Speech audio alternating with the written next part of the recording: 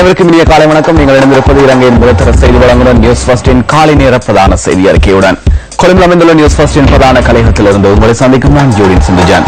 இன்று 23ஆம் தேதி 10ஆம் மாதம் 2015ஆம் ஆண்டு மலர்ந்திருக்கும் இந்த நாள் இனிய நாளாக அமைய அனைவருக்கும் வாழ்த்துக்கள். விரிவான செய்திகளுக்கு செல்லும் முன்னர் முதலில் தலைப்புச் செய்திகள். இந்திய இலங்கை மீனவர்களின் பிரச்சினைகளுக்கு தீர்வு காண்பதற்கான பேச்சுவார்த்தை இன்று நடைபெறவுள்ளது. சிறுவர்களை பாதுகாக்கும் நோக்கில் ஆரம்பிக்கப்பட்ட பிள்ளைகளின் மகிழ்ச்சிக்காக விழிப்புணர்வு திட்டத்தின் இறுதி நாள் நிகழ்வுகள் இன்று. தேசிய போலீஸ் ஆணைக்குழுவிற்கு மேலும் 2 உறுப்பினர்கள் ஜனாதிபதியால் நியமிப்பு.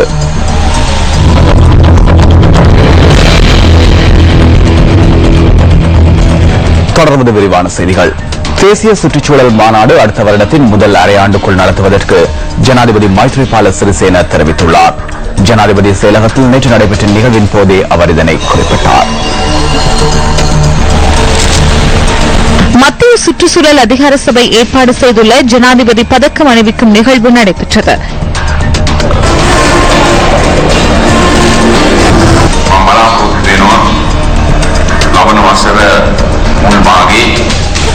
அடுத்த வருடத்தின் முதல் அரையாண்டுக்குள் தேசிய சுற்றுச்சூழல் மாநாட்டினை நடத்துவதற்கு நான் எதிர்பார்த்துள்ளேன். அதன்போது ஒவ்வொரு துறைகளிலும் சேவையாற்றுகின்ற அனைவரும் கௌரவிக்கப்படுவர். அவர்களை கௌரவிப்பதற்காகவும் அதேபோல் தேசிய வேலை திட்டத்திற்காகவும் அனைவரையும் ஒன்றிணைப்பதற்கு எதிர்பார்த்துள்ளேன்.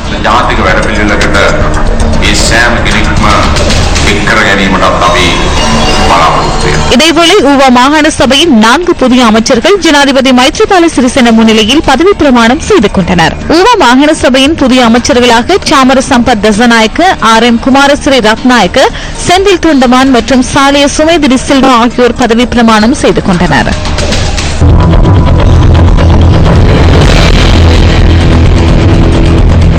இந்திய இலங்கை மீனவர்களின் பிரச்சினைகளை தீர்வு காண்பதற்கான பேச்சுவார்த்தை ஒன்று இன்று நடைபெறவுள்ளது. இலங்கைக்கான இந்திய உயர்ஸ்தானிகர் உள்ளிட்ட குழுவினர் இந்த பேச்சுவார்த்தையில் பங்கு பெற்ற உள்ளதாக கடற்தொழில் அமைச்சர் மஹிந்த அமரவீர குறிப்பிடுகின்றார். இந்திய இலங்கை மீனவர்களின் பிரச்சினைகளுக்கு நிரந்தர தீர்வொன்றை எட்டுவதற்காக பல்வேறு தரப்புகளிடம் இருந்தும் பெற்றுக் கொள்ளப்பட்ட அபிப்பிராயங்களின் இதன்போது சம்பாஷணைக்குட்படுத்தப்பட உள்ளதாகவும் அமைச்சர் கூறினார். மீனவர்களின் பிரச்சினைகள் குறித்து கடற்படை, கரையோர பாதுகாப்பு பிரிவு மற்றும் வடபகுதி மீனவர் தரப்புடன் நேற்று பேச்சுவார்த்தை நடத்தப்பட்டுள்ளதாக கடற்தொழில் அமைச்சர் மஹிந்த அமரவீர மேலும் சுட்டிக்காட்டினார்.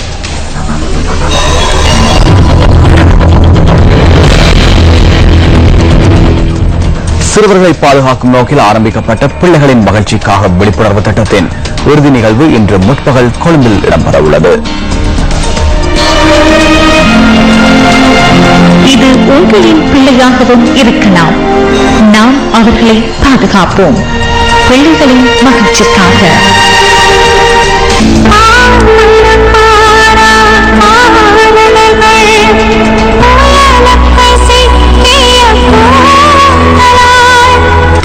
கொழும்பு மாநகர சபைக்கு அருகிலிருந்து இன்று முற்பகல் 9 மணிக்கு ஆரம்பமாக உள்ள நடைபவனி கொழும்பு 2 பிரேப்ரோக் பிளேஸில் அமைந்துள்ள NTV MBC ஊடக வலையமைப்பு தலைமையக வளாகத்தை வந்தடைந்த பின்னர் இறுதி நிகழ்வு இடம்பெறவுள்ளது.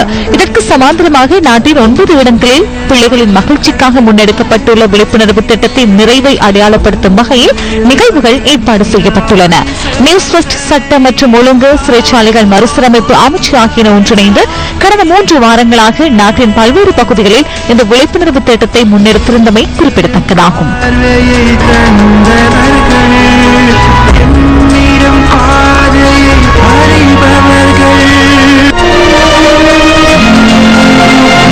இது உங்களின் பிள்ளையாகவும் இருக்கலாம். நாம் அவர்களை பாதுகாப்போம். பிள்ளைகளின் மகிழ்ச்சிக்காக.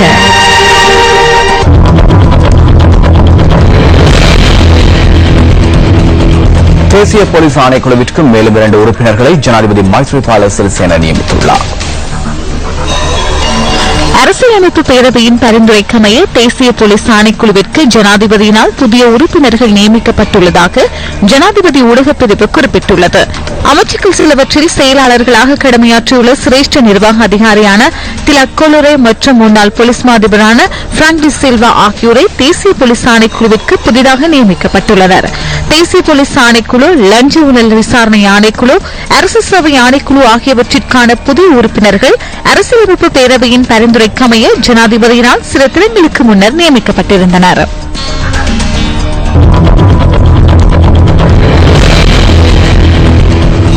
கடந்த வருடத்தில் உயர்தர பரீட்சையில் சித்தியடைந்து பல்கலைக்கழக பிரவேசத்தை பெற்றுக்கொண்ட மாணவர்களின் 2014 மற்றும் 2015 ஆண்டின் கல்வியாண்டிற்கான பதிவு நடவடிக்கைகள் ஆரம்பிக்கப்பட்டுள்ளதாக பல்கலைக்கழக மானியங்கள் ஆணைக்குழு சுட்டிக்காட்டியுள்ளது.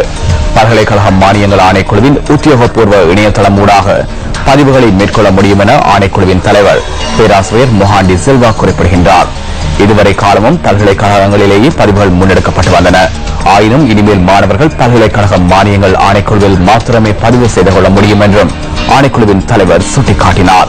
ஆணைக்குழுவில் பதிவு செய்ததன் பின்னர் பாடவிதானங்களின் அடிப்படையில் மாணவர்கள் பல்கலைக்கழகங்களுக்கு பெயரிடப்படுவார்கள் எனவும் பல்கலைக்கழக மானியங்கள் ஆணைக்குழுவின் தலைவர் பேராசிரியர் மொஹாண்டி சில்வா மேலும் சுட்டிக்காட்டியுள்ளார்.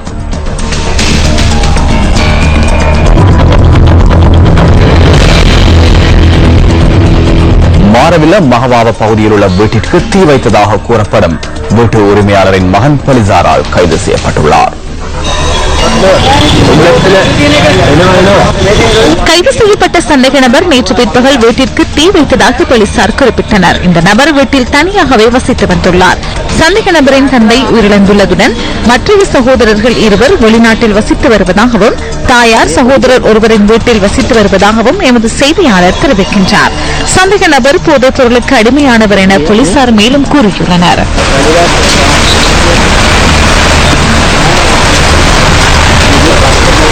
News first you report eagle awards.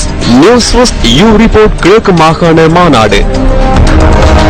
Ampara மாவட்டம் பஷீர் எம் ரஷாட். திருகோணமலை மாவட்டம் ரோஷான் குமார. மட்டக்களப்பு மாவட்டம் நடேஸ்வரன் புருஷோத்தமன். உங்கள் அனைவருக்கும் மனமார்ந்த வாழ்த்துக்கள். நீங்கள் காண்பதை நீங்களே தெரிவியுங்கள். பேசியுங்கள் www.ureport.lk.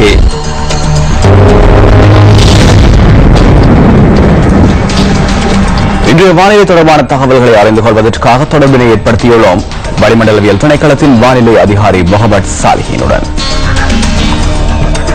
இலங்கைக்கு கிழக்கே வளிமண்டலத்தில் தளம்பல் நிலை தொடர்ந்தும் காணப்படுகின்றது. வடக்கு மற்றும் கிழக்கு மாகாணங்களில் மழை பெய்யக்கூடும். நாட்டின் பெரும்பாலான பகுதிகளில் பிற்பகல் 2 மணிக்கு பின்னர் இடியுடன் கூடிய மழை பெய்யக்கூடும். சில இடங்களில் சுமார் 75 மில்லிமீட்டரிலும் கூடிய ஓரளவு பலத்த மழை பெய்யக்கூடும். மேற்கு தெற்கு கரையோர பிராந்தியங்களில் காலை வேளையிலும் சிறிதளவு மழை பெய்யக்கூடும். இடியுடன் கூடிய மழை பெய்கின்ற வேளைகளில் தற்காலிகமாக பலத்த காற்றும் மின்னல் தாக்கங்களும் ஏற்படக்கூடும். மின்னல் ஏற்படுகின்ற சந்தர்ப்பங்களில் பொதுமக்கள் அவதானத்துடன் செயற்படுமாறு கேட்டுக் கொள்ளப்படுகின்றனர். கடற்பிராந்தியங்களை பொறுத்தவரையில் மன்னார் தொடக்கம் கொழும்பு, காலி, ஹம்மாந்தோட்டை ஊடாக மட்டக்களப்பு வரையான கரையோரத்திற்கு அப்பாலுள்ள கடல் பிரதேசங்களில் மழை அல்லது இடியுடன் கூடிய மழை பெய்யக்கூடும்.